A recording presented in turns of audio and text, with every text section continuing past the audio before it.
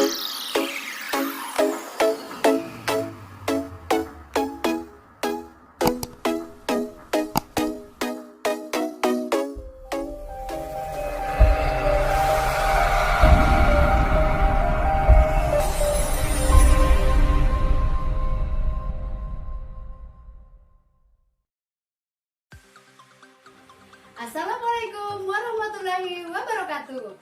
Selamat pagi anak-anak. Bagaimana kabar kalian hari ini? Semoga sehat selalu ya. Masih semangat belajar kan hari ini? Nah, hari ini kita akan melanjutkan pembelajaran pada materi sebelumnya. Tapi sebelum pembelajaran dimulai, alangkah baiknya kita berdoa terlebih dahulu sesuai dengan keyakinan kita masing-masing. Berdoa dimulai. Selesai. Kalian masih ingat kan pada pembelajaran sebelumnya kita sudah membahas tentang adaptasi tumbuhan terhadap lingkungannya. Nah, hari ini kita akan belajar tentang adaptasi hewan terhadap lingkungannya. Adapun kompetensi dasar yang akan kita capai pada pembelajaran hari ini adalah KD 3.3, yaitu menganalisis cara makhluk hidup menyesuaikan diri dengan lingkungannya. Dan tujuan pembelajaran kita pada hari ini adalah yang pertama, yaitu peserta didik mampu menjelaskan pengertian adaptasi pada hewan. Dan yang kedua, peserta didik mampu menjelaskan jenis-jenis adaptasi pada hewan. Masih ingatkah kalian tentang apa yang dimaksud dengan adaptasi? Adaptasi adalah kemampuan makhluk hidup untuk menyesuaikan diri dengan lingkungannya. Lalu, apakah tujuan hewan beradaptasi? Tujuan utama hewan beradaptasi adalah untuk mempertahankan hidupnya. Adaptasi sendiri dibedakan menjadi 3 jenis, yaitu adaptasi fisiologi, adaptasi morfologi, dan adaptasi tingkah laku. Nah, yang pertama kita akan membahas sedikit mengenai adaptasi fisiologi. Adaptasi fisiologi merupakan cara makhluk hidup menyesuaikan diri dengan lingkungannya melalui fungsi kerja organ-organ tubuhnya. Adaptasi ini tidak dapat diamati secara langsung. Contohnya ada pada hewan herbivora seperti sapi dan unta. Yang kedua adalah adaptasi morfologi, merupakan penyesuaian bentuk tubuh makhluk hidup atau alat-alat tubuh makhluk hidup terhadap lingkungan tempat tinggalnya. Adaptasi morfologi dapat kita lihat pada yang pertama, bentuk kaki burung atau unggas, yang kedua, bentuk paruh pada burung atau unggas, dan yang ketiga, tipe mulut pada serangga.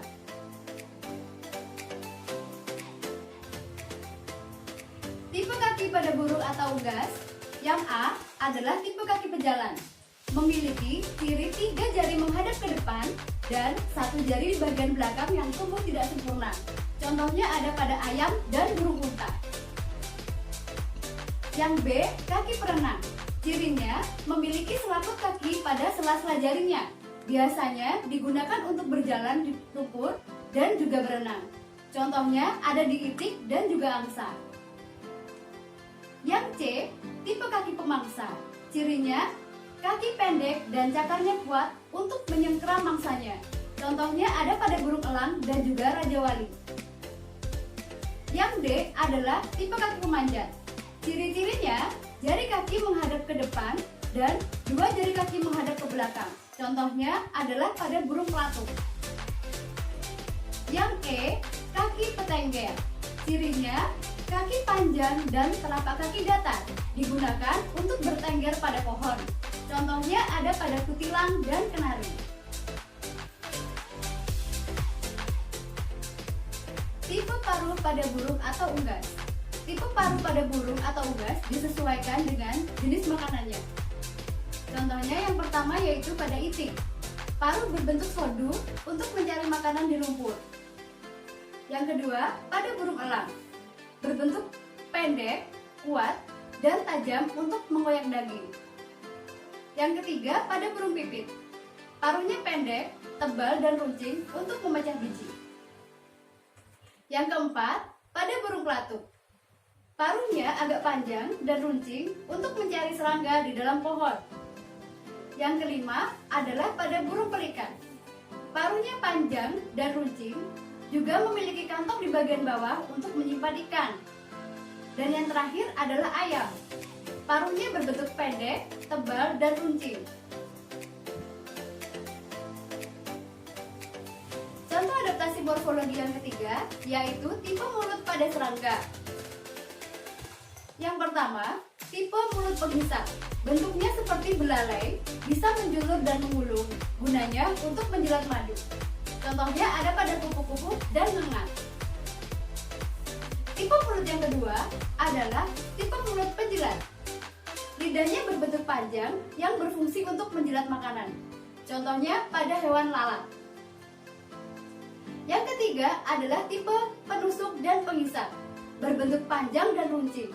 Contohnya ada pada hewan nyamuk. Dan yang keempat adalah tipe penggigit. Memiliki rahang belakang tajam. Contohnya ada pada hewan belalang. Jenis adaptasi yang ketiga adalah adaptasi tingkah laku, yaitu merupakan penyesuaian diri makhluk hidup untuk bisa menyesuaikan diri dengan lingkungannya. Adaptasi ini biasanya dilakukan hewan untuk melindungi diri dari serangan musuh. Contoh adaptasi tingkah laku yang pertama yaitu mimikri. Mimikri merupakan kemampuan makhluk hidup untuk mengubah warna kulitnya sesuai dengan warna tempat yang ditempatinya. Contohnya pada hewan bunglon, katak pohon, lalat buah, dan lalat bunga. Contoh adaptasi tingkah laku yang kedua adalah autotomi, yaitu merupakan kemampuan makhluk hidup untuk memutuskan salah satu bagian tubuhnya. Contohnya ada pada cicak dan kadal.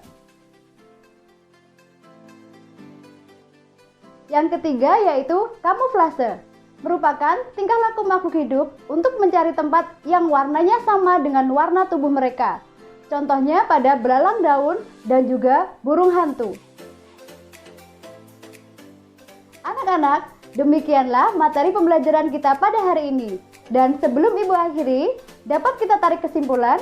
Yang pertama, adaptasi adalah kemampuan makhluk hidup untuk menyesuaikan diri dengan lingkungannya. Yang kedua, adaptasi dibedakan menjadi 3 jenis, yaitu fisiologi, morfologi, dan tingkah laku. Sekian pembelajaran hari ini, semoga kalian dapat memahami materi hari ini ya. Mari kita tutup pembelajaran hari ini dengan bacaan hamdalah. Alhamdulillah. Pesan ibu, tetap rajin belajar dan jaga kesehatan ya. Sampai jumpa pada pembelajaran selanjutnya. Akhir kata, wassalamualaikum warahmatullahi wabarakatuh.